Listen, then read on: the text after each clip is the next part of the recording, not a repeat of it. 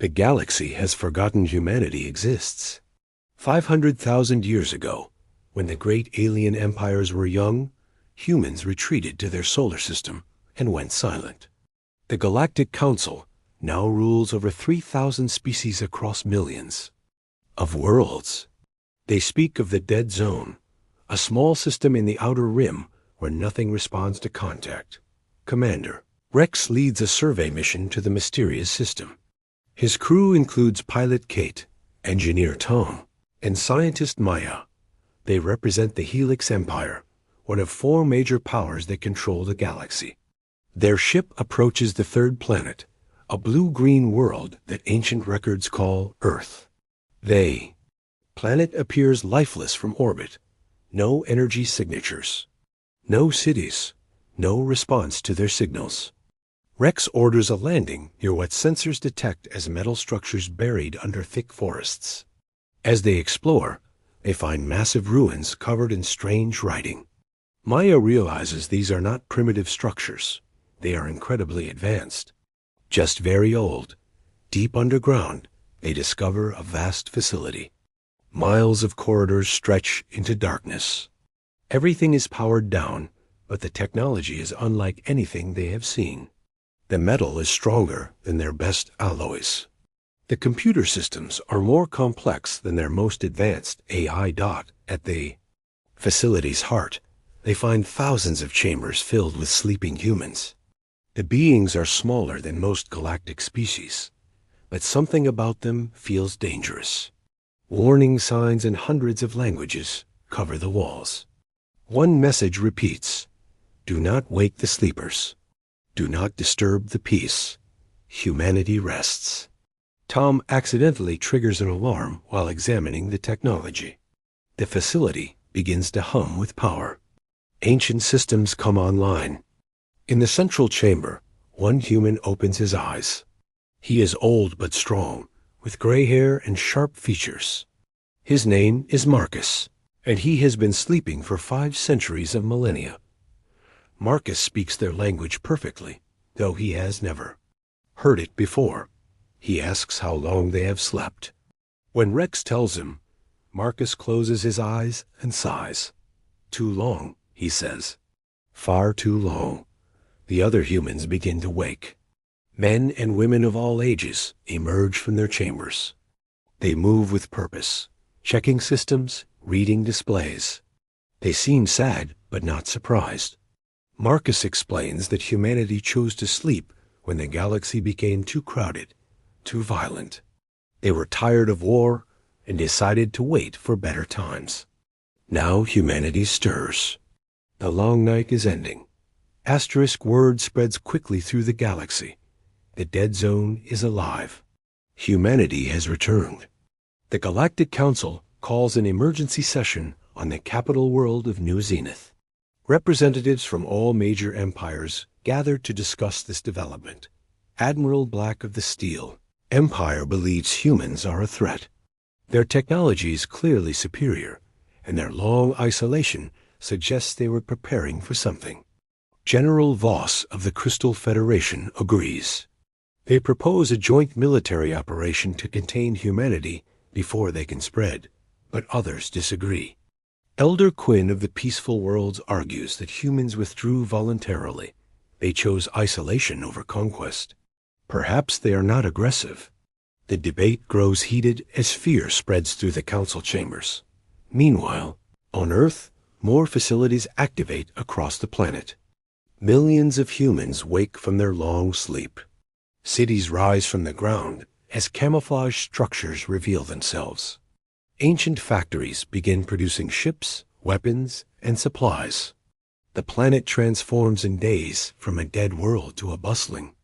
Center of Activity. Captain Lisa leads the first human ship to leave the solar system in 500,000 years.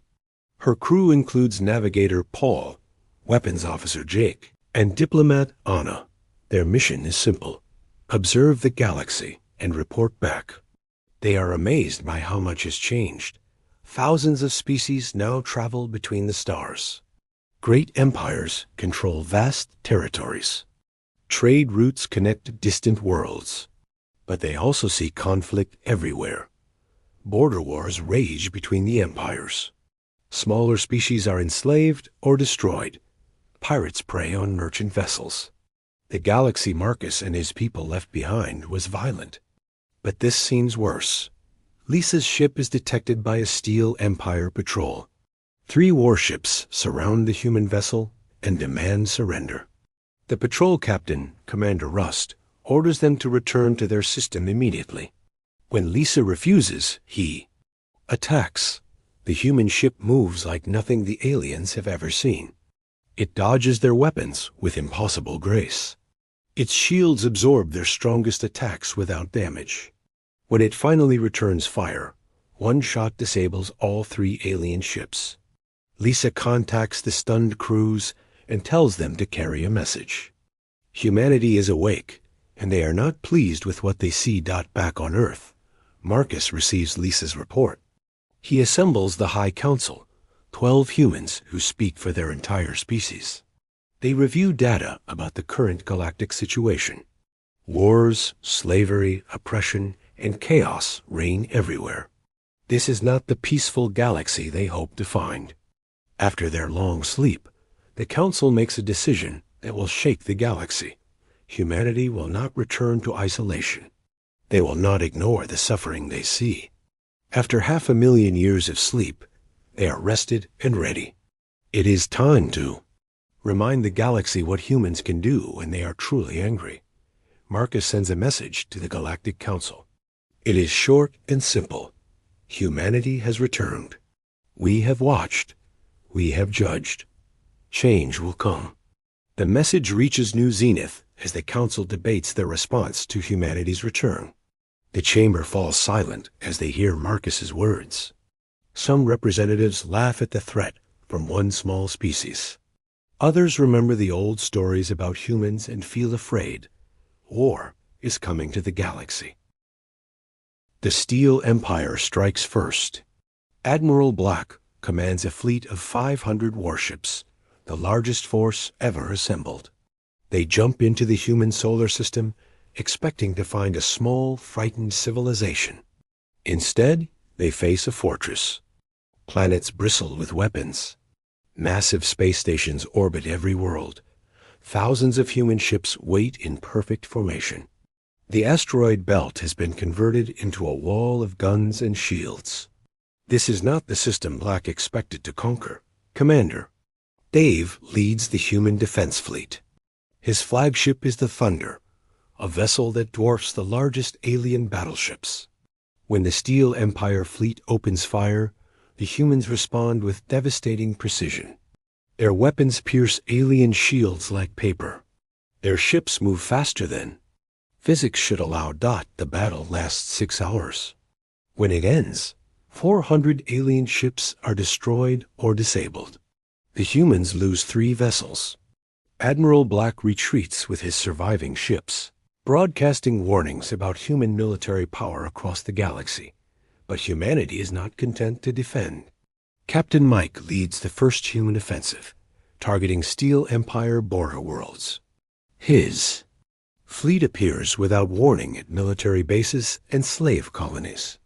They destroy the bases and free the slaves, offering them sanctuary or passage home. The freed beings tell stories of human kindness that spread through the underworld of galactic society. Pirates, smugglers, and rebels whisper about the humans who fight for justice. Oppressed species begin to hope for the first time in generations. The Crystal Federation joins the war against humanity, fearing their empire will be next. They're psychic. Warriors launch mental attacks against human crews, but they discover something impossible. Human minds cannot be controlled or broken by alien powers. Centuries of meditation during their long sleep have made them mentally untouchable. General Pat leads human forces against Federation worlds. Her troops fight with weapons that adapt to any defense. Their armor makes them nearly invincible. But more importantly, they fight with purpose. Every human soldier knows they are fighting to end oppression and bring justice to the galaxy. The Helix Empire, seeing the tide of war, attempts diplomacy. They send Ambassador Ross to negotiate with humanity. Marcus meets with him on a neutral station, accompanied by diplomat Sam. The talks are brief and direct. Ross offers humanity a place on the Galactic Council and recognition as a major power. In exchange, they must stop their military campaign and respect existing borders. Marcus listens politely, then delivers humanity's terms. All slavery must end. All aggressive wars must stop, and oppressed species must be freed. Otherwise, humanity will continue fighting until they reshape the galaxy by force. The ambassador leaves empty-handed, reporting to his leaders that humans cannot be reasoned with or bought. They are determined to impose their will on the entire galaxy. As the war spreads, smaller species begin choosing sides. Some join humanity, inspired by their promise of freedom. Others support the empires out of fear or old loyalties. The galaxy splits into two camps, with humanity leading a growing coalition of the oppressed against the established powers. Captain Susan commands a human strike force that raids deep into Empire territory. Her ships appear at the heart of enemy space, strike military targets, and vanish before reinforcements arrive. The empires realize that nowhere is safe from human reach. On Earth, war factories work around the clock. New ships launch daily. Volunteers from freed species train alongside human soldiers. The planet that slept for 500,000 years has become the beating heart of galactic revolution. The ancient human military doctrine awakens with them. Total war for total victory. They will not stop until their enemies surrender completely or are destroyed utterly. This is humanity's gift to the galaxy, the choice between justice and annihilation. The empires begin to crack under the pressure. Asterisk, the Galactic Council meets.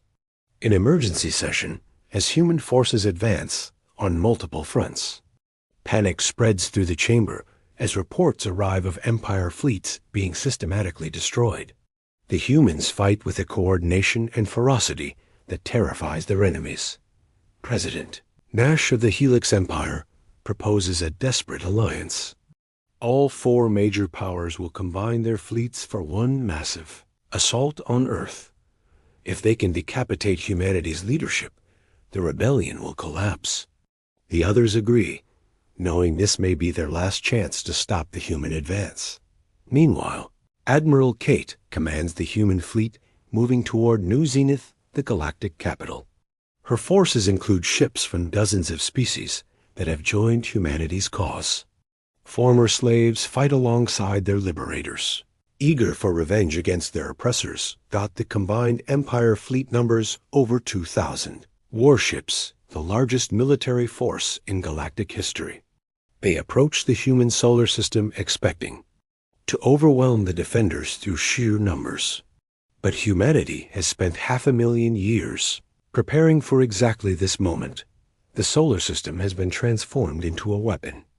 Every planet, moon, and asteroid serves a military purpose. Hidden bases throughout the system coordinate the defense.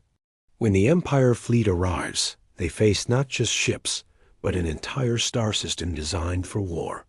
The battle begins at the system's edge, where human patrol ships engage the enemy scouts. As the main fleets clash, the true scope of human preparation becomes clear. Their ships repair themselves during battle. Their weapons grow stronger with each shot.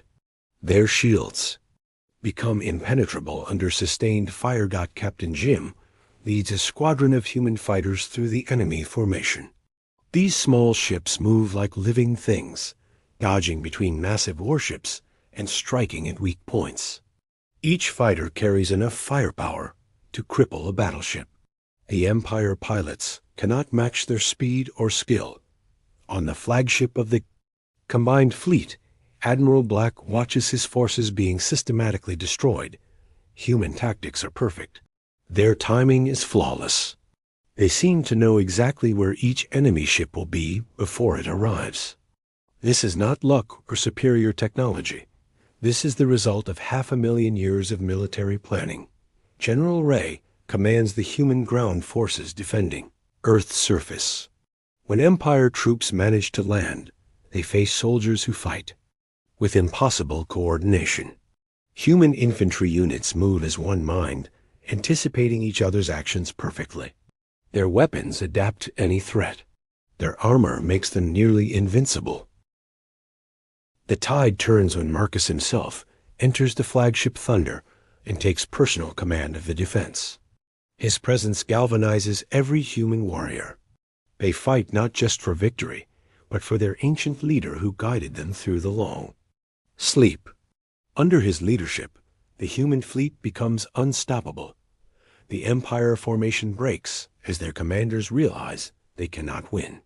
Ships begin retreating, but the humans pursue relentlessly. They have waited 500,000 years for this moment, and they will not let their enemies escape to regroup. Admiral Black's flagship is surrounded by human vessels. Marcus himself boards the ship with a small team. The Empire crew surrenders without fighting, recognizing the futility of resistance. Black faces the human leader in his own command center. Marcus offers the Admiral a choice: surrender completely and work to reform the galactic order, or watch as humanity destroys every Empire world one by one. There will be no partial victory, no negotiated settlement. Humanity demands total transformation of the galaxy, or total war, until their enemies are extinct. As news of the Empire fleet's destruction spreads, remaining Empire worlds begin surrendering. Some fight to the end, their cities reduced to ash by human weapons. Others see the inevitable and switch sides, joining humanity's growing coalition. The four great empires that ruled the galaxy for millennia crumble in months. Their territories are liberated. Their slaves are freed. Their oppressive systems are dismantled. In their place, humanity begins building something new, a galactic order based on justice rather than conquest. Lisa leads human fleets to the furthest reaches of the galaxy, carrying the message of liberation to species that have never known freedom. One by one, every corner of galactic space falls under human influence. The age of empires is ending. The age of humanity has begun. 1 year after the Great Awakening, Marcus stands on the observation deck of the orbital station above Earth. Galaxy has been transformed beyond recognition. Where once 4 empires ruled through fear, now a federation of free worlds governs through cooperation. The Galactic Council has been rebuilt with representatives from every species, not just the powerful ones. Former slaves sit beside their former masters, working together to create laws that protect all beings. The great fleets that once enforced oppression have been converted to exploration and rescue vessels. Captain Tom commands one such ship, the New Hope, on a mission to explore the galactic rim. His crew includes beings from a dozen different species, all working together as equals.